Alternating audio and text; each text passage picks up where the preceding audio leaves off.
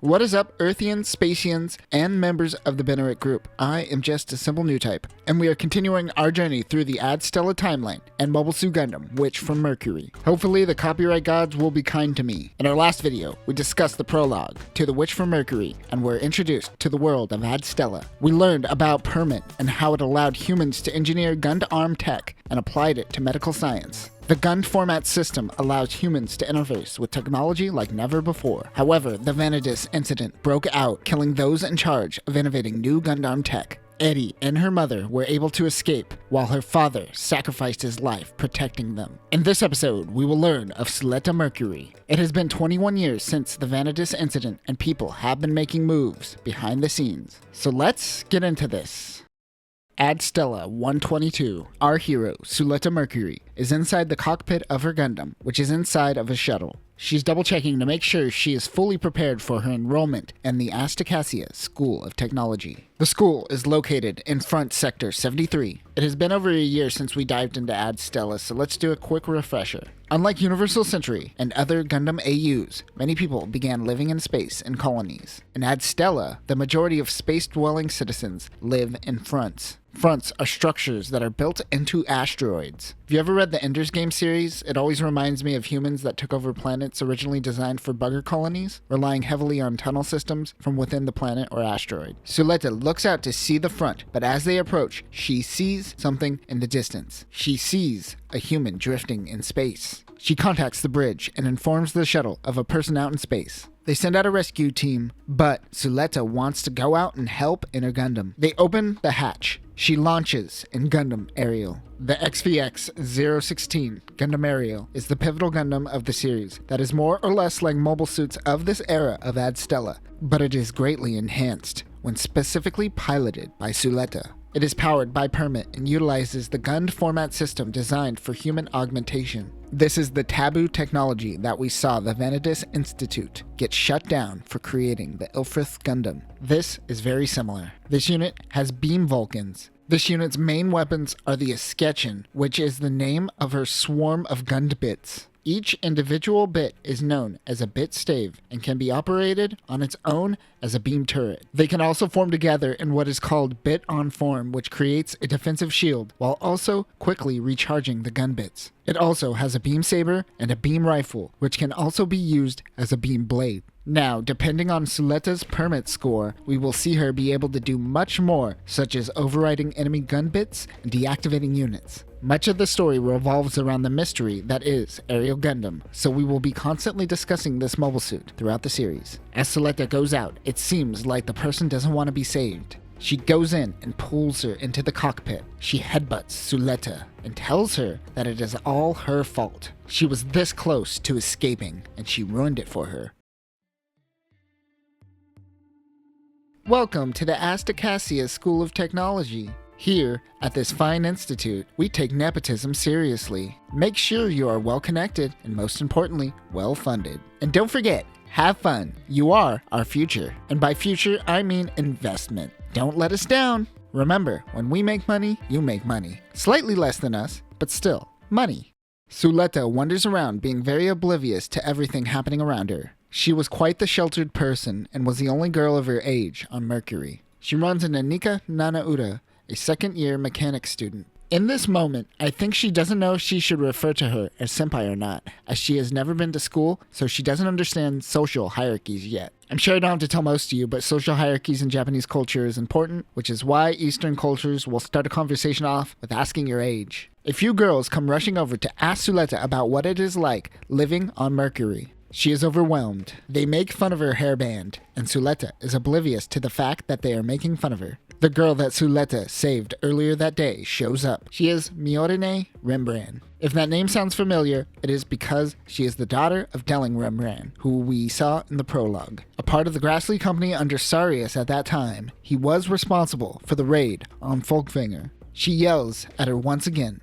It seems Miorine wanted to flee to Earth. Suddenly, a duel begins. It is Guel Jedrick versus Parker Eastcott. Guel is piloting Guel's Dilanza, and Parker is piloting the Kapul Kul The MD-0032G Guel's Dilanza is a mobile suit built by Jeturk Heavy Machinery. We are going to dive into the specs of this unit, but one thing you are starting to notice about this series is that the mobile suits aren't necessarily as important as the company who made it. As of now, Guel has been the holder and one of the best pilots in the school. He is pompous and arrogant, and it can be seen by how big his antenna is. To win a duel at this school, one must cut off the antenna of your opponent. Because he is so arrogant, with the skills to back it up, he has made his antenna as big and as gaudy as possible, just to rub it in his opponent's face. It is equipped with beam Vulcans in its chest, a spike shield, and a standard beam rifle. Special to the Dilanza units is the Beam Torch and Beam Partisan, which is similar to a Beam Lance, but with the little curly bits on the side. The TKG 328 Capel Coup is equipped with a beam gun, a bayonet, a heat sword that is stored in its backpack, and a shield with a spike. Not too much is known about this unit, mainly because it won't be around for very long. Don't expect Bandai to make a GUNPLA of this unit. Guel is getting the upper hand, but they are heading directly towards the students. Suleta stands there frozen. Miorine pulls her out of the way. As the two flee, Guel cuts off Parker's antenna. Guel gets out of his mobile suit, looks at Miorine, and proclaims that her and the company will be his one day. Miorine heads back to her tomatoes. What? Suleta comes and thanks her. Miorine explains that duels are how the students work things out. Things like apologies, money, power, and even marriages are settled through duels. She explains that is how she ended up as Guel's fiancé. It is simply business. We cut to the Venerate Group having a meeting of all its companies. Pale Technologies, Jeturk Heavy Machinery, and Darius's Grassley Defense Systems are the highest earnings during this quarter. The Parnio company was in the red, and thus the Venerate Group has decided to cut off their finances and remove them. As the meeting adjourns, we meet with the Venerate Group leader, Delling Rembrandt. He wants people to keep a closer eye on Miorine and make sure she doesn't try to escape again. Miorine gives Suleta a tomato, as she has never had a real one before. She tells her it is her mother's breed of tomatoes. Guel comes over and tells Miorine she needs to move into the Jeturk house, but she tells him that she isn't a lapdog to her father like he is. Ooh, that tomato's spicy. He gets mad and starts destroying her garden. But Suleta comes in, and with the power of God himself, I'm talking about Bright Noah, on her side, gives him a classic Gundam slap. On his ass? Now that's just sexy. Guel is offended and starts name-dropping titles like he is Daenerys Targaryen. He boasts about being the holder. Suleta demands that he apologizes to Miorine, but tells her that we handle things with duels here. She accepts his challenge. He will apologize if he loses, but if Suleta loses, she must leave the school. She accepts. On the dueling field, which is one of the many test fields at the school, Jeturk and Suleta prepare for their duel. All duels are streamed to every student's notebook, allowing them to watch. However, currently inside Ariel is Miorine. She is tired of others fighting her battles for her. Suleta remembers that she gave Miorine her notebook earlier, and she never returned it. The notebooks are the keys to your mobile suit as well. Shajik and the dueling committee asks if Guel is okay with the changes made. He agrees. The duel begins. Both are evenly matched, but Guel starts getting the upper hand. He notices something on the battlefield. It is Suleta riding a Haro-powered scooter. See, this is how it starts. One day, they are helping us out with scooters. The next, they are trying to murder us. This is how the Haro uprising begins. Wake up, sheeple. She jumps into Ariel and fights with Miorine. Miorine is confused at first because she refers to Ariel as her family. She says she can defeat him. Guel, mad at Suleta's statement, changes his opponent once again. The dueling committee allows it. She says if you run, you gain 1, but if you move forward, you gain 2. She activates her gun bits and creates a shield. It blocks Guel's attack. They swarm together and fire on his mobile suit. As he is distracted, Suleta rushes in and uses her beam saber to take off Guel's antenna. While this is happening, Vim Jeturk is awaiting to assassinate Delling. But before he goes through with it, he is informed that his son lost his duel. Even if he were to assassinate Delling, it wouldn't matter as Guel won't be her fiancé anymore. It seems that there is a new player in town. As the winner of the duel, Suleta is now the holder. And since she is the holder, she is now Miorine's bride.